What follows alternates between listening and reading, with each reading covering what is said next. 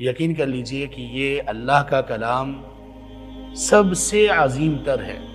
جتنا آپ اس کا ادب بجا لائیں، جتنی اس کی عظمت اور تعظیم آپ کریں اتنی ہی کم ہے۔ جتنی تعظیم آپ اس کی اپنے دلوں میں بٹھا لیں، جتنی تعظیم آپ اس کی اپنے اوپر طاری کریں، جتنا اس کتاب کو آپ عظمت دیں گے، اللہ اتنی ہی عظمت ہمیں عطا کریں گے۔ تو یہ قرآن، اس کی جو تعلیم ہے، یہ جو دورہ آج ہم شروع کر رہے ہیں، اس کی تعظیم یہ ہے کہ لوگ اس کے لیے ٹوٹ پڑیں۔ لوگ کہیں دنیا یہاں کی وہاں، ادھر کی ادھر ہو جائے، ہمیں کوئی فرق نہیں پڑتا، ہم نے اللہ کا کلام سننے کے لیے جانا ہے۔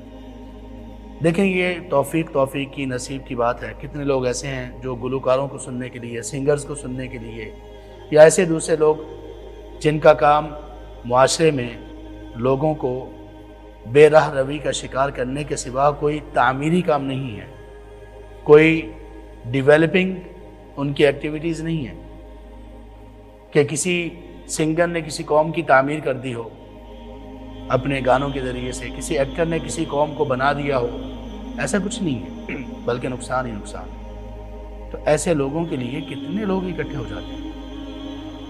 اور اللہ کا کلام ہم مانتے تو ہیں کہ یہ اللہ کا کلام ہے، اور ہم یہ بھی مانتے ہیں کہ اللہ تعالیٰ کی ذات سب سے عظیم ہے، لیکن ہمارے عمل میں نہ اللہ کی تعظیم کے آثار پائے جاتے ہیں، نہ قرآن کی تعظیم کے آثار پائے جاتے ہیں۔ یہ بڑی خطرناک بات ہے، بڑی خطرناک بات ہے۔ یہ محرومی ہے جو اللہ کی طرف سے اس آدمی کے نصیب میں آتی ہے جو خود قرآن کی تعظیم سے پیچھے ہوتا ہے اور اس کی جستجو ہی نہیں کرتا۔